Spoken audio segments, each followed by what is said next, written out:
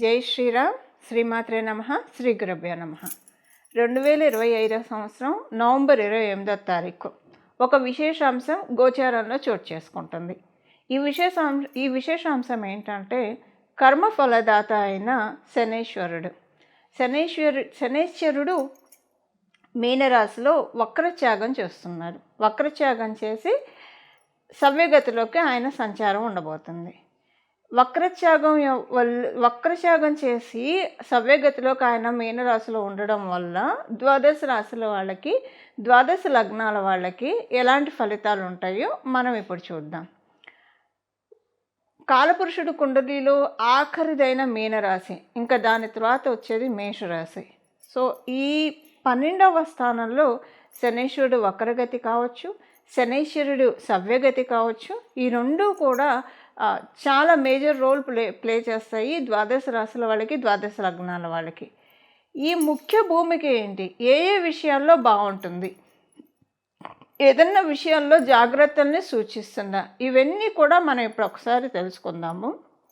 ద్వాదశ రాశుల వాళ్ళకి, ద్వాదశ లగ్నాల వాళ్ళకి యూనిక్గా అందరికీ, అంటే ద్వాదశ రాశుల వాళ్ళకి, ద్వాదశ లగ్నాల వాళ్ళకి, 27 నక్షత్రాల వాళ్ళకి అందరికీ అప్లికేబుల్ అయ్యే పాయింట్స్ ఒకసారి మనం ఇప్పుడు చూద్దాం. మీనరాశిలో ఆయన సంచారము సవ్యగతిలోకి వస్తూ ఆయన సంచారము ఒక రకంగా కొన్ని స్తంభించి ఉన్న పనులు, అంటే ఆయన వక్రగతిలోకి వెళ్ళి కూడా మేలే చేశాడు. ఎందుకంటే వక్రగతి కుంభరాశి వైపు కాబట్టి కొన్ని మేలు కూడా జరిగింది. అయితే దాంట్లోనే కొంచెం స్తంభించిపోయిన అంశాలు కూడా ఉన్నాయి.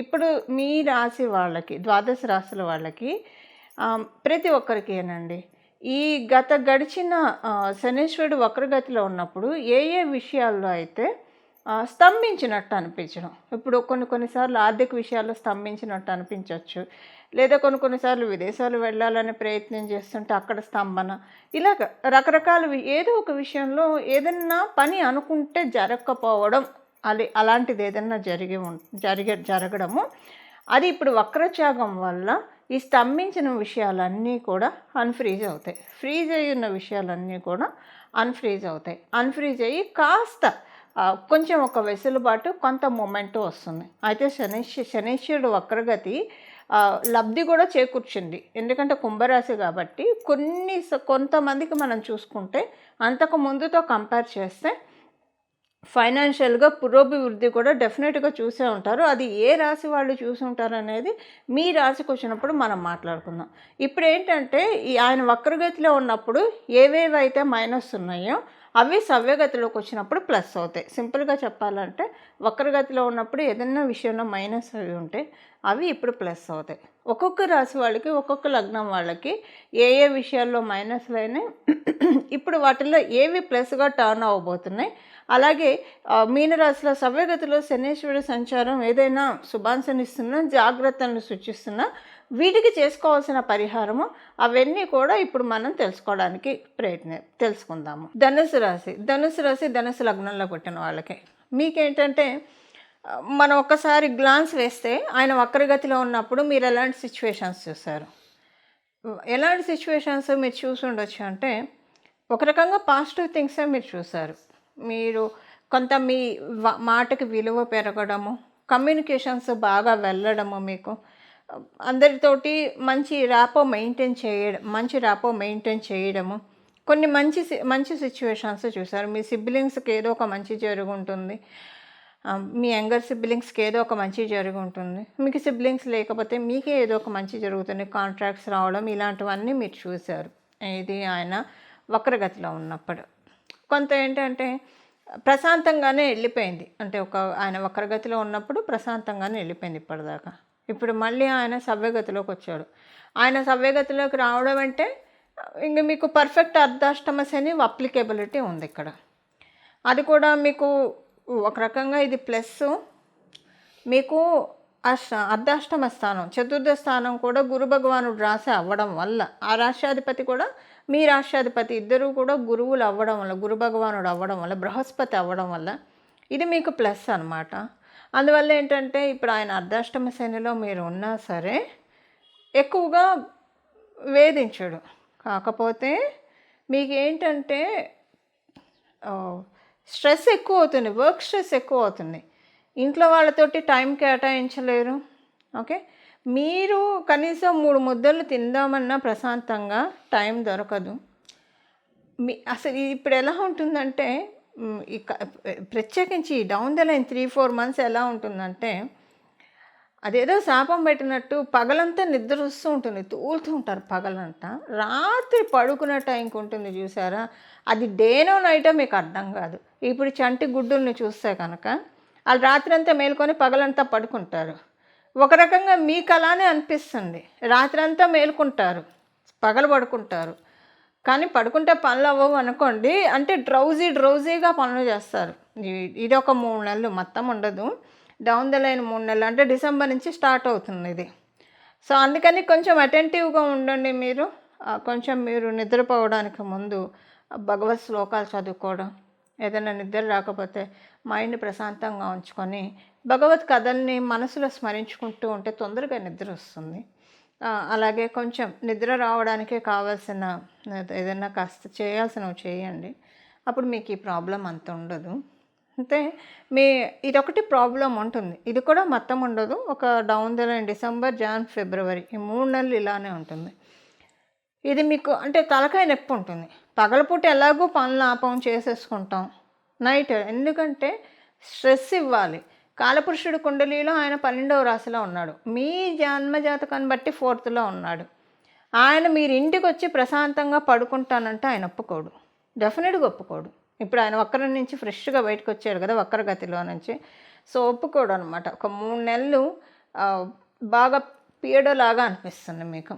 ఒప్పుకోకుండా మీకు అంటే ఒకటి ఇక్కడ ఒప్పుకోవడం అంటే ఆయన డైరెక్ట్గా చెప్పడం కాదు, నిద్ర పట్టదు. లేదా ఒకవేళ మీకు నిద్ర పడితే ఏదో ముంజుకుపోయినట్టు ఎవరో ఒకళ్ళు వచ్చి లేపుతారు. ఆ పోనీ అంటే అక్కడ విషయం ఏమి ఉండదు. ఇక మీకుంటుంది చూడండి ఆ సిచ్యువేషన్లో. అంటే మీరనే కదా, ఎవరున్నా అంతే ఉంటుంది. పట్టక నిద్ర పడితే లేపితే ఉంటుంది. ఆ టైంలో ఎంత సహనవంతులకైనా బాగా కోపం వస్తుంది. ఇది ఉంటుంది. ఎందుకండి ఇలాంటి సిచ్యువేషన్స్ ఎందుకు వస్తాయండి అంటే, మరి మీది గురు భగవానుడు రాశి అయింది కదా, అర్ధాష్టమ రాశి కూడా. ఆయన అర్ధాష్టమ శనిలో మీకు ఇబ్బందులు ఇవ్వాలి, చాలా ఇబ్బందులు ఇవ్వాలి. అవి ఇవ్వడానికి గురు భగవానుడు ఒప్పుకోడు. నా రాశి నువ్వు ఇవ్వడానికి వీలు లేదు అని. ఎందుకంటే గురుబలం కాపాడుతుంది కదా. మరి గురుబలం కాపాడినప్పుడు ఆయన ఊరుకోడు కదా. మరి నా పని నేను చేసుకోవాలి కదా. అంటే సరే వీళ్ళకి దీంట్లో ఇబ్బంది ఇవ్వు, ఇది వదిలేసేయి అని చెప్తున్నాడు. అందుకే మీకు ఈ ప్రాబ్లం వస్తుంది. అంటే ఇది మీకు అర్థమయ్యేది చెప్పాలంటే, ఇప్పుడు ఒక 10,000 కేజీల బరువు ఒక్క మనిషి మోయాలంటే కష్టం. దాని బదులు ఒక 50 కేజీల బరువు 10,000 కేజీల బరువుతో పోలిస్తే 50 కేజీల బరువు నథింగ్ మోయగలుగుతాడు. అంటే అలా నెగోషియేషన్స్ జరుగుతున్నాయి బిట్వీన్ జూపిటర్, బృహస్పతి, సాటర్న్. శని మహారాజుకి బృహస్పతికి మధ్య నెగోషియేషన్స్ జరుగుతున్నాయి. అందువల్ల నిద్ర పట్టకపోవడం మీకు మంచిదనే మీరు భావించండి. లేదంటే నిద్ర పడితే మీకు వేరే సమస్యలు అవమానాలు ఎదురవుతాయి. మెయిన్ ఇప్పుడు మీకు వచ్చే సమస్య ఏంటంటే అవమానాలు. ఇప్పుడు కూడా మీకు అంటే ఈ 3 మంత్స్ ఇది ఉన్న స్లైట్గా అవమానాలు అయితే మీరు చూస్తూనే ఉంటారు. డౌన్ ద లైన్ 6 మంత్స్ కథ తీవ్రంగా ఉండవు. కొంచెం మీ వరకే మీకు తెలుస్తుంది. అవమానించిన వాళ్ళకి మీకు మాత్రమే తెలుస్తుంది, ఇంకా మిగతా వాళ్ళకి తెలియదు. కొంచెం అది బాధ అనిపిస్తుంది. ఒక రకంగా చెప్పాలంటే ఈ అవమానం వల్ల మీకు నిద్ర కూడా పట్టదు. కానీ ఇదొక రకంగా మంచిదే, మీకున్న దోషాలు పోతాయి. తర్వాత ఇంకా వేరే వాటిల్లో కాకుండా ఇలా నెగోషియేట్ చేసి తేలిగ్గా పోనిస్తున్నాడు అంతే. ఆయన తేలిగ్గా పోనిచ్చి అంటే ఇప్పుడు అంటారు కదా, అంటే కర్మ ఆయన ఎలా తీస్తాడంటే గురు భగవానుడు కాలు తీసే చోట గోరు తీయిస్తాడు. అదే ఇప్పుడు మీకు చేస్తున్నాడు దగ్గరుండి. అందువల్ల ఇప్పుడు మీకు వచ్చే సిచ్యువేషన్స్ ఏవి కూడా మీరు నవ్వుతే యాక్సెప్ట్ చేయండి అంతే. ఒక చిన్న అవమానం జరిగింది, ఓకే ఇది చాలా మంచి అంటే యాక్సెప్టెన్స్ని బట్టి మన కర్మదోషాలు తగ్గిపోతాయండి. సో అంటే ఇది భగవంతుడు నాకు ఈరోజు ఇది ఇచ్చారంటే ఫలానా వాళ్ళ వల్ల అవమానం పొందాము. మన తప్పు లేకుండా అవమానాలు జరిగే సిచ్యువేషన్స్ చాలా ఉంటాయి. జనరల్గా చాడీలు చెప్పేవాళ్ళు ఉంటారు, కట్టుకథలు అల్లే వాళ్ళు ఉంటారు. ఇలాగా ఏదో ఒక రకంగా అందులో మంచి పేరు వస్తున్న వాళ్ళని బ్యాడ్ చేయడానికి చుట్టూ కాచుకొని ఉంటారు. కానీ అలా చేస్తున్న వాళ్ళని చూసి మనం జాలి పడాలి. ఎందుకంటే మన కర్మదోషాన్ని వాళ్ళు తీసుకుంటున్నారు. అది వాళ్ళకి తెలియట్లేదు, అది కనిపించదు. అలానే భావించండి, మీకున్న దోషాలు వెళ్ళిపోతున్నాయి.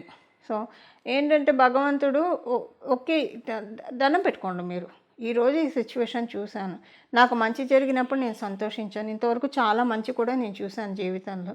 ఇప్పుడు ఈ చిన్న సిచ్యువేషన్ వచ్చింది, నీ లీలగానే నేను ఇది భావిస్తాను. కాకపోతే ఇక ముందు నేను ఇలాంటి వాటిల్లో ఇరుక్కోకుండా నేను ఎలాంటి పనులు చేస్తే నాకు ఇలాంటి బాధలు లేకుండా ఉంటాయో, నన్ను అలాంటి పనులు నా చేత చేయించినైనా నా పుణ్యబలం చేత నాకున్న దోషాన్ని పోగొట్టుకోవాలి అని భగవంతుడు ఎప్పుడైనా ఏదైనా ఒక హార్డ్ సిచ్యువేషన్ వస్తే మనం ఇలా కోరుకుంటూ ఉంటే మనకున్న కర్మ బర్డెన్ డిక్రీజ్ అవుతుంది. మన చేత పుణ్యకార్యాలు చేయించి ఏ దోషం వల్ల అయితే మనం ఇబ్బంది పడాలో అవన్నీ ఆయన తీసేస్తాడు, భగవంతుడు పెరుమాళ్ళు తీసేస్తాడు. సో ఇప్పుడు ఇదే జరుగుతుంది ధనుసు రాశి ధనుసు లగ్నంలో పుట్టిన వాళ్ళకి. అందులో ఆయన 12th హౌస్ కూడా కదా, మేషరాశి నుంచి.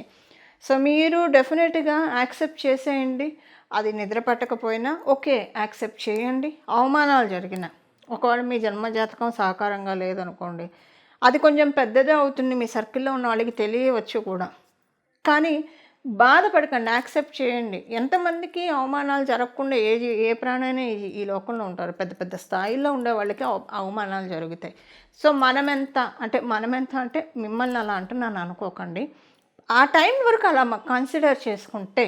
సో ఇప్పుడు ఇది ఉదాహరణకి మీకు ఒకటి చెప్తాను, ఒక చిన్న ఎగ్జాంపుల్. ఎవరికైనా ఒక గోల్డ్ మెడల్ వచ్చిందనుకోండి, ఎన్నాళ్ళు ఉంటుంది ఆనందం? ఒక వారం ఉంటుంది, 4 రోజులు ఉంటుంది, అంతే. ఆ తర్వాత నార్మల్ అయిపోతుంది, కాలగమనంలో మామూలుగా వెళ్ళిపోతారు. అంటే అంత పెద్ద మంచి గోల్డ్ మెడల్ అంటే ఒక పెద్ద సక్సెస్. అదే జీవితకాలం గుర్తుపెట్టుకోం కదా. సపోజ్ ఇవాళ ఈరోజు ఏదైనా ఒక విషయానికి బాధపడుతున్నాం, ఎన్నాళ్ళు బాధపడతాం? 2 రోజులు బాధపడతాం, 3 రోజులు బాధపడతాం, మహా అయితే ఇంకో 4 రోజులు బాధపడతారు, అది మరి పెద్దదైతే. తర్వాత నార్మల్ అవుతాం కదా. అదేదో ఈ క్షణమే నార్మల్ అయిపోవడానికి ప్రయత్నించండి. 4 రోజుల తర్వాత, వారం రోజుల తర్వాత, 2 రోజుల తర్వాత నార్మల్ అయిపోతాం కదా, ఎందుకు ఇప్పటి నుంచి కాకూడదు అని నార్మల్ అవ్వండి. దుఃఖపడకండి, బాధపడకండి. ఇదే మీకు ఆయుధం. మీరు దుఃఖపడకుండా బాధపడకుండా ఉండడమే మీకు ఇప్పుడు ఒక ఆయుధం.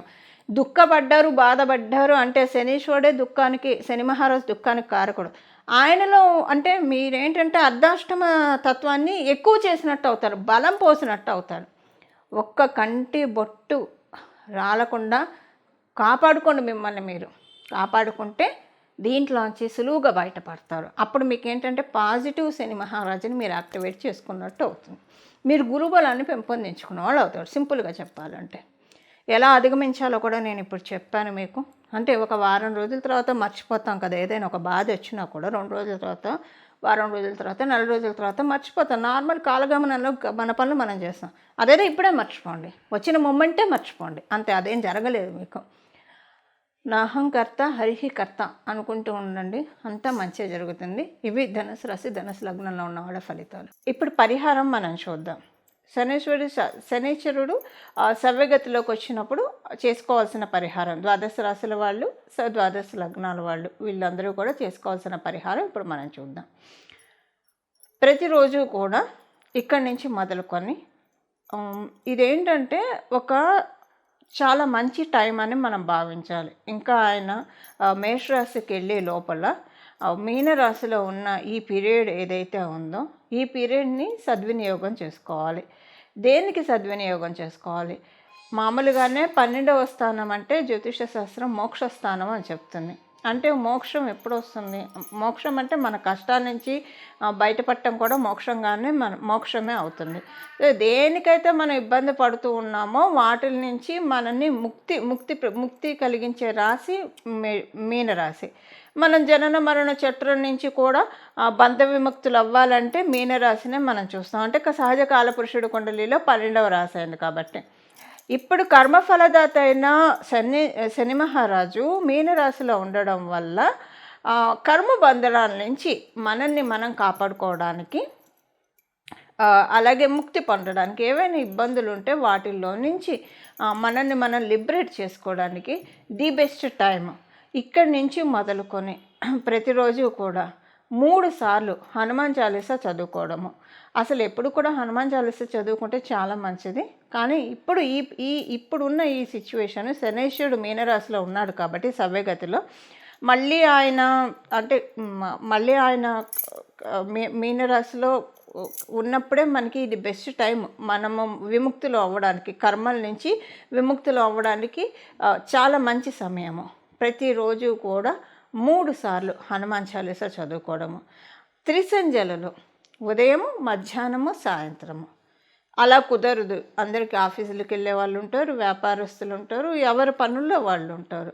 అలాంటప్పుడు ఉదయాన్నే లేవగానే స్నానం చేసిన తర్వాత 3 సార్లు హనుమాన్ చాలీసా చదువుకుంటే చాలా అంటే చాలా మంచి ఫలితాలను చూస్తారు. అలాగే మీకు కుదిరితే కనుక ఇది 3 సార్లు అయితే కంపల్సరీ. మీకు కుదిరితే చూడండి 9 సార్లు ప్రతిరోజు హనుమాన్ చాలీసా చదువుకోవడానికి ప్రయత్నించండి. మనకున్నవి 9 గ్రహాలు. సో 9 గ్రహాలు ఒక్కొక్క గ్రహానికి ఒక్కొక్కసారి చప్పున మనం భావిస్తూ 9 సార్లు కనుక ప్రతిరోజు హనుమాన్ చాలీసా ఎవరైతే పారాయణం చేస్తారో వాళ్ళకి సంజీవిని పర్వతాన్ని మన గుమ్మం ముందు తెచ్చిపెడతాడు హనుమంతుడు. ఎందుకు సంజీవిని పర్వతం అంటున్నానంటే రామాయణంలో మనకి తెలుసు, లక్ష్మణస్వామిని సంజీవిని పర్వతాన్ని తీసుకొచ్చి ఆ సంజీవిని అనే మూలికతోటి ఆయనకి మళ్ళీ జీవాన్ని ప్రసాదించాడు హనుమంతుడు. సో మనకి ఈ కష్టాలన్నిటి నుంచి, మన లైఫ్లో ఉన్న కష్టాలన్నీ మృతి చెంది మన లైఫ్లో ఉన్న సుఖాలు, ఇప్పుడు మన జన్మజాతకంలో ఉన్న యోగాలు ఒక్కొక్కసారి ఇన్యాక్టివ్ స్టేజ్లో ఉంటాయి, యాక్టివ్ స్టేజ్లో ఉండవు. ఒక్కొక్కసారి యోగాలు ఉన్న అనుభవం, ఇప్పుడు సపోజ్ షుగర్ పేషెంట్కి ముందు స్వీట్లు ఎన్నున్నా తినలేరు. సో అంటే అనుభవ యోగ్యంలో ఉండాలి, ఏదైనా మనకు అనుభవ యోగ్యంలో ఉండాలి. అలా అనుభవ యోగ్యంలోకి తేవడానికి, అలాగే స్పిరిచువల్గా బాగా ఇంక్లైన్ అవ్వడానికి, ఆధ్యాత్మికంగా మనల్ని మనం ప్రోగ్రెస్ చేసుకోవడానికి 12వ రాశి అంటేనే ఆధ్యాత్మికతని బాగా సూచిస్తుంది. సో ఎందుకంటే మనము ఈ శరీరంలో ఉన్నప్పుడు రెండిటికీ మనం ప్రాధాన్యత ఇవ్వాలి. లౌకికంగాను మన పనులు మన బాధ్యతలను మనం నిర్వహిస్తూ ఇదే శాశ్వతం అని మనం పెట్టుకోకుండా ఆధ్యాత్మికంగా కూడా మనం పురోభివృద్ధిని సాధించాలి. 2 గ్రోత్ మనం సైమల్టేనియస్గా చూసుకోవాలి. దీనికి ఈ బ్యాలెన్స్ మనకి హనుమంతుడు ఇస్తాడు. కష్టాలన్నిటినీ ఆయన తోకతోటి జాడించి కొట్టి అవతల పడేస్తాడు. 9 సార్లు రోజు హనుమాన్ చాలీసా చదువుకోవడం వల్ల అలాగే జీవం పోస్తాడు. అనారోగ్యవంతులకి ఆరోగ్యము, అలాగే మనకి ఏ సమస్యలు ఉంటే, ఫైనాన్షియల్గా ఇబ్బందులు ఉంటే జీవం పోస్తాడు. అందుకే అన్నాను, సింపుల్గా సంజీవిని పర్వతాన్ని మనకు అందిస్తాడు. ప్రతిరోజు 9 సార్లు హనుమాన్ చాలీసా చదువుకొని అసలు మీరు చూడండి, ప్రతిరోజు 9 సార్లు కొంచెం కుదుర్చుకొని చూడండి. తర్వాత ఈ రిజల్ట్స్ మీరు చూశాక మీరే వదిలిపెట్టరు. ఎందుకంటే మనకి ఎప్పుడూ కూడా మంచి శుభాంశలే మనం కోరుకుంటాం కదా. ఎప్పుడు కూడా లైఫ్లో మనం ఛాలెంజెస్ని అధిగమించుకుంటూ సక్సెస్ని సాధిస్తూ, అలాగే మన లైఫ్ డెఫినెట్గా ఐడియల్గా ఉండేట్టు, 10 మందికి ఆదర్శప్రాయంగా ఉండేట్టు మనల్ని మనం మలుచుకోవాలి. కాబట్టి వీటన్నిటికీ కూడా హనుమంతుడు చక్కగా ఒక కర్టన్ రైజర్ అని చెప్పచ్చు.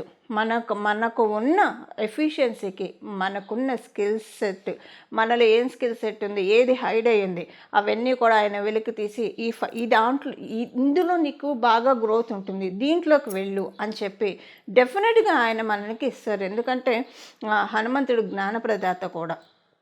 సూర్యనారాయణ మూర్తి నుంచి విద్యల్ని అభ్యసించి ఆయన మనకి అన్నిటినీ కూడా అందిస్తాడు, వేద జ్ఞానాన్ని అందిస్తాడు. హనుమత్ చరణాన్ని పట్టుకోవడం చాలా మంచిది. దీనికి ప్రతిరోజు 3 సార్లు అయితే కంపల్సరీ చదవాలి, లేదా 9 సార్లు మీకు కుదిరి చదవగలిగితే కనుక చాలా మంచిది. 3 సార్లు చదవలేని వాళ్ళు వినడానికి ప్రయత్నించండి. 3 సార్లు అయినా 9 సార్లు అయినా, కానీ శ్రద్ధ పెట్టి వినాలి, శ్రద్ధగా వినాలి. అలాగా చదవడం, వినడము కుదిరితే ప్రతిరోజు కూడా భజే వాయుపుత్రం, భజే వాయుపుత్రం, భజే వాయుపుత్రం, భజే వాయుపుత్రం, భజే వాయుపుత్రం అని హనుమంతుడిని స్మరిస్తూ ఉంటే కనుక సన్మంగళాలు, హనుమంతుడు మంగళప్రదుడు. మన జీవితంలో సన్మంగళాన్ని ఆయన చాలామందికి, మీ అందరికీ తెలిసే ఉంటుందండి, హనుమంతుడు ఆరాధించేవాళ్ళు మన కష్టాల నుంచి ఎలా బయటపడేస్తారో, పిలిస్తే పలికే దైవము అని అయితే చెప్పడంలో ఎలాంటి సందేహం లేదు. సో ఇది మీ మీ అందరికీ ఇంత నేను చెప్పక్కర్లేదు. ఎందుకంటే అందరికీ తెలుసు హనుమంతుని పట్టుకుంటే మనకి ఎలాంటి పనులు అవుతాయి. అసాధ్యమైన పనులను కూడా సుసాధ్యం చేసి పెడతాడు ఆయన. అంటే ఆ విధంగా సుసాధ్యం ఎలా అవుతాయి? మనలో ఉన్న ఎఫిషియన్సీని అలా ఆయన పెంచుతాడు. సో మనందరం కూడా ఈ సమయాన్ని సద్వినియోగం చేసుకొని హనుమత్ కృపకి పాత్రులయ్యి తద్వారా మన జీవితాన్ని ఆనందమయంగా సాగించాలని చెప్పి నేను కూడా మనందరి తరఫున హనుమంతుని మనస్ఫూర్తిగా ప్రార్థిస్తూ మంగళం. నమో భగవతే వాసుదేవాయ.